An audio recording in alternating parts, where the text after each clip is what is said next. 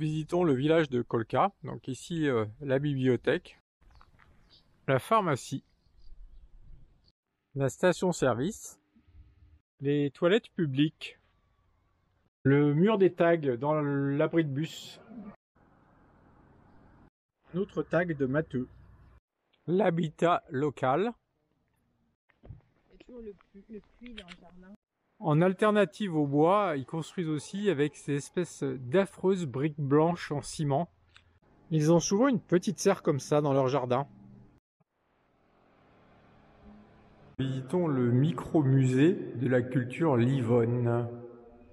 Les Livonnes sont un peuple local, donc il reste plus que quelques centaines d'habitants. L'arbre généalogique des langues, ici c'est le hongrois. Ici, c'est le finlandais. Et ici, c'est la langue locale, livonne. Et les autres langues baltiques.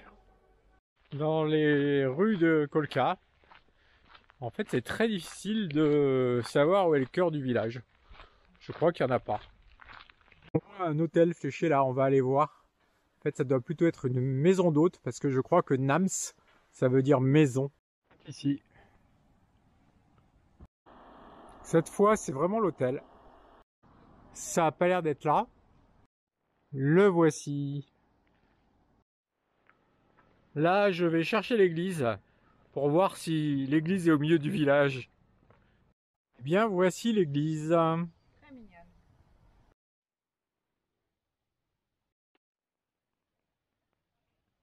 Je ne sais pas si c'est le milieu du village, mais voilà ce qu'il y a autour de l'église.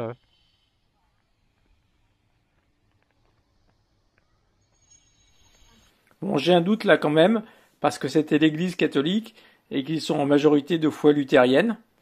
Donc voici l'église luthérienne, mais elle n'est pas non plus au milieu du village. Bon, garé dans ce village laiton, on trouve quand même pas mal de BM.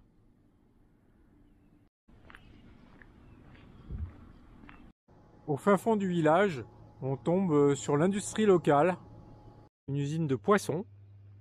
En contournant l'usine de Banga Seafood, on tombe sur la plage. Vestige de la présence russe. Bon, j'ai pas mon maillot parce qu'on est plutôt parti en mode pluie et randonnée. Mais j'ai envie de me baigner là quand même, il fait super beau, ça donne trop envie.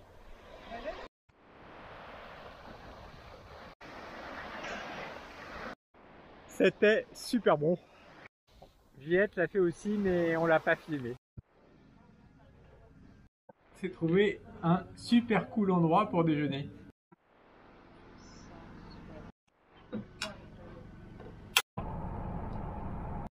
Le port de Roja.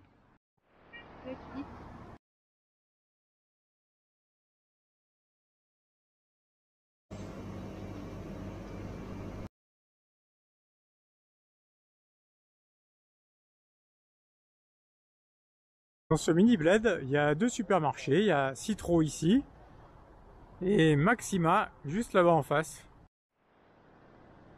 Là, on s'attaque au musée de la pêche. On s'est pas ruiné, hein. Ça nous a coûté 1,50 € pour les deux, pour rentrer dans le musée. 1 € pour Juliette et 50 centimes pour moi parce que je suis senior. Une petite expo temporaire.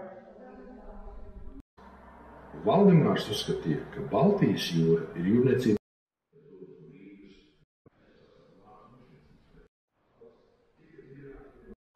Ce que j'apprends et qui est surprenant dans ce petit musée, c'est que cette ville s'est développée autour d'une conserverie de poissons, la même que celle qu'on a vue ce matin, qui était administrée par les Russes. Et en fait, les Russes ont fait grossir et grossir cette usine de poissons et la ville qui allait avec, jusqu'à ce qu'il y ait un supermarché et un collège dans les années 70. Et puis, ce que l'on voit, c'est que après le départ des Russes, en fait, ça a été le déclin. Et ça, c'est très surprenant. Voilà, il est 4 h de l'après-midi, ça y est, il s'est mis à pleuvoir. Là, on rentre chez nous. Et vous connaissez la suite de l'histoire.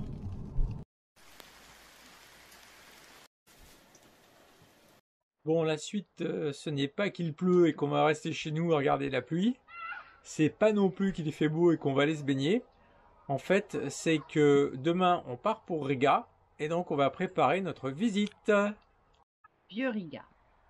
C'est en marchant au hasard que l'on découvre au mieux le dédale médiéval de Riga. Nous devons faire à Riga. Peut-être après quelques minutes, Réfléchis. Ouais. c'est nécessaire pour réfléchir.